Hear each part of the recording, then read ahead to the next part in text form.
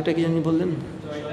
আচ্ছা, জয়টা যেহেতু আমরা এটা জুলাই মাস, আপনারা জানেন শহীদদের উদ্দেশ্যে আমরা যেহেতু 16 জুলাই শহীদদের উদ্দেশ্যে এই সিরিজটা আমরা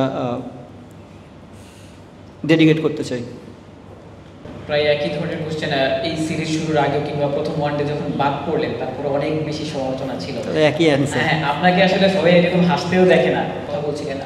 এই যে কামব্যাকটা, সমালোচনা কি এখন মানে সহ্য করা শিখে গেছেন, কিংবা কার সাথে খুব বেশি কাজ করছিলেন যে কামব্যাকের জন্য, আর এই জয়টা আসলে কাকে ডেডিকেট করবেন?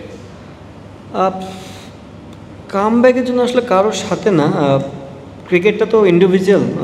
আপনি নিজে নিজে যতটা চেষ্টা করতে পারবেন সেটাতে কাজ হবে বেশি।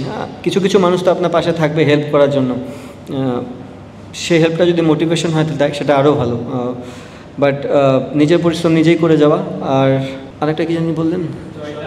আচ্ছা, জয়টা যেহেতু আমরা এটা জুলাই মাস, আপনারা জানেন শহীদদের উদ্দেশ্যে আমরা যেহেতু 16 জুলাই শহীদদের উদ্দেশ্যে এই সিরিজটা আমরা ডেডিকেট করতে চাই।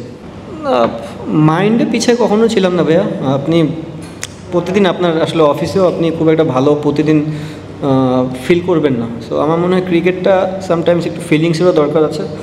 আমার মনে হয় যেহেতু রান পাচ্ছিলাম না অনেক দিন ধরেই, বড় ইনিংস বিশেষ করে টেস্টে তো আমি রেগুলারই ক্রিকেট খেলতেছি এবং টুকটাক হচ্ছিল, বাট ওয়ানডেটাতে অনেক দিন ধরে হচ্ছিল না। সো চেষ্টা করেছি আমার 100% দেওয়ার। আর যেহেতু ফর্ম্যাট ডিফারেন্ট, আমি আগেও বলেছি টেস্ট, ওয়ানডে এবং টি20 মাইন্ড সেটআপই টোটালি ডিফারেন্ট থাকে।